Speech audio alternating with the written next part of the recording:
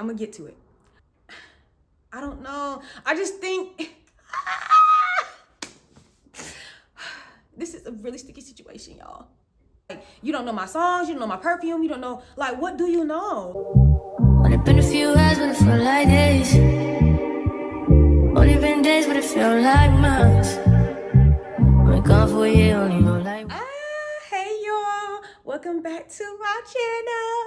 This is really gonna be such a little quick video, and it's not the typical one that I wanted for this. However, I just keep seeing this everywhere. Like, there's a lot of topics I keep seeing everywhere, but this one, I wanna like go ahead and like nip it in the bud because I don't like the narrative people are like really trying to spin it or like push. So as you see by the title, we're talking about The Breakfast Club. And yep. We're talking about The Breakfast Club. And I know a lot of like my generation is like, oh, we don't fucking watch The Breakfast Club. It's not fun to watch it. It's not. And I'm like, ooh, sips tea, because I still watch The Breakfast Club interviews. Like, I don't know. Like, I do get it. Because trust me, I see the interviews. So I see what y'all talking about sometimes. But like, for the most part, they have some really influential people up there. Like, and I really like seeing those, so yeah. I'm very much an interview girly. It's not so more about like exactly what they talk about. I don't sit and watch a whole full Breakfast Club show.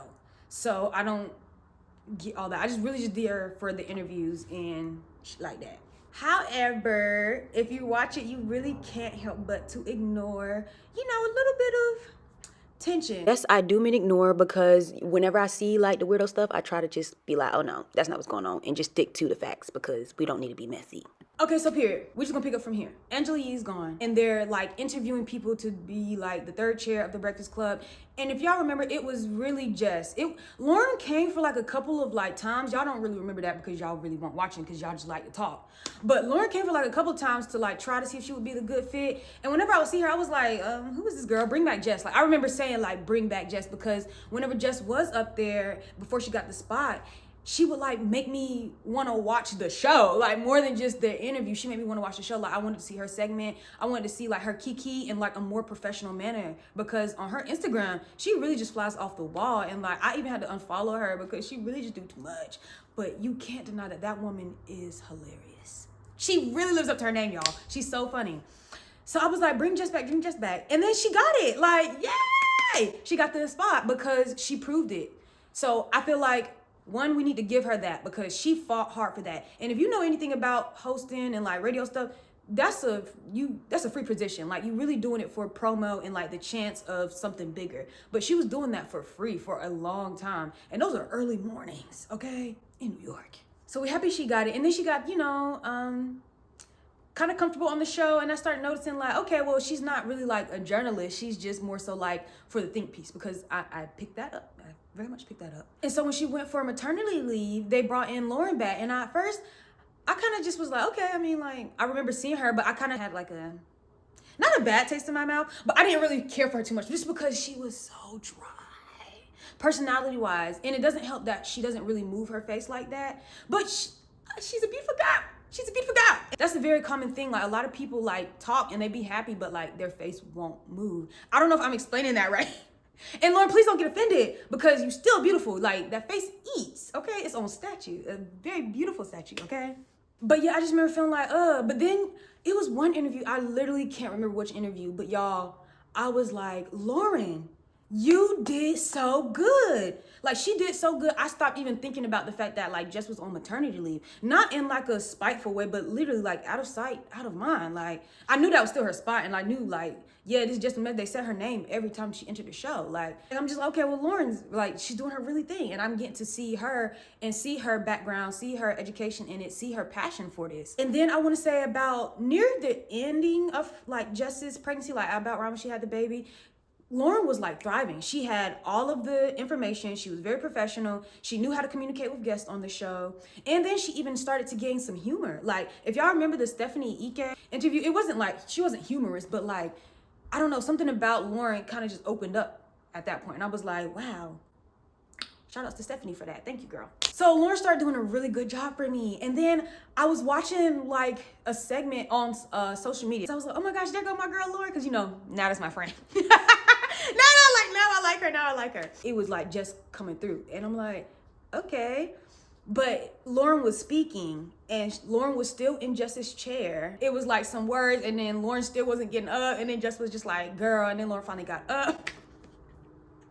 It was just so much shade. It was just so much shade. So I peeped that really weird moment. And then they kind of like tried to laugh it off of giggly, but we still very much saw it. And that's really all I needed to see to like pitch in on this, because I don't need to see any complications. I don't need to see when like Jess be dogging her or when Loren be trying to like be meek or whatever, because those are fragmented to look how they look. Like with that one interaction, you could say Loren was trying to be funny for not trying to get out of Jess' seat. But before that, Jess just came in cutting Loren off from speaking. So it was more so of a reaction. But why did Jess just come in and cut that girl off from speaking? She probably felt intimidated. So something had happened beforehand. So it's just giving like, this is a whole bunch of chain reactions that we're all seeing. And I think there's someone at a bigger play that's trying to like connect them head to head. And I hate the fact that everybody's trying to make this like a black woman thing. Like, why can't they just be two people in a workspace? Like, why can't it just be that? Like, two people in a workspace and it's a sticky situation. I like Jess. She's a little problematic, so I had to unfollow her on my spam page. But I like Jess, and I still think she's hilarious. And I really like Loren. So I'm glad that both of them have a spot on the show. I do think it's a little oof that like the segment is now Loren's and Jess is kind of just doing something else. I don't know. I just think this is a really sticky situation, y'all. One, I think they did not have to do the whole bringing two people in to replace Angela Yee, because although Angela Yee is very much a staple in that space, I never LOL'd watching The Breakfast Club with Angela Yee. I never felt like, dang, I feel more informed because of the stuff that Angela Yee did. Like, she just provided like that female chair, but it wasn't even giving like female unity. Like, and it was hard to do that in a space like that because at the time they were very too misogynistic, just in their old ways of like a type of males. So she had to fight through a lot. But even like when Nicki Minaj came up there, she was like, Angela Yee, girl, you don't even know my stuff. Like, you don't know my songs, you don't know my perfume, you don't know, like, what do you know? Like, and you're not even providing like the humorous part. So really, what did they take over? Anyway, shout out to Angela Yee. It definitely doesn't take two people to do that job, but because these two ladies are there, they need to share that chair. Like, they need to split, and there needs to be 4 people on The Breakfast Club, because I don't want Jess to go. If Jess goes, it's going to be so dry. It's going to be so dry. Like, I can't go back to that. I can't. If Loren goes, it's going to go back to like mind-numbing senselessness that's just like a whole bunch of opinions and no facts, and I can't have that. So I need both the women there. So Jess and Loren, you got a true lover over here. I'm gonna be rooting for y'all, both of y'all, continuously. Just get it together though, with all that like problematic stuff, because it's really not helping your case with this whole thing, okay? All right. Okay, y'all, so that's really all I wanted to talk about, and that's like my little 2 cents. So feel free to let me know how you feel. If you don't, let me know if you care about one of them more than the other. I don't need to know that. Just let me know if you agree with this and you believe that they both should still be there. Let me know that, okay? No, we're leaving it here, y'all. We don't even talk about mess on this channel, okay? I just really just wanted to say that because I love them both. So thank you guys so much for like tuning in, for watching, for subscribing, and you know, being lit with me on this Monday. Go check my other channel because I got another video over there as well today. So yeah, I will see y'all next time, guys. Bye.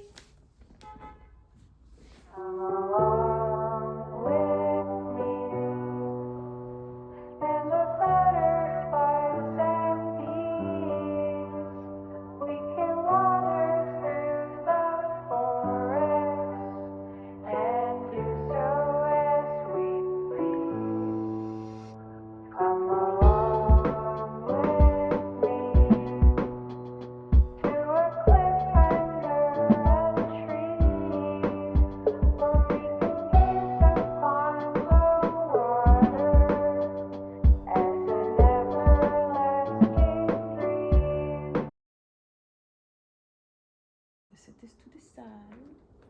Flip the pennies to this side. Sure.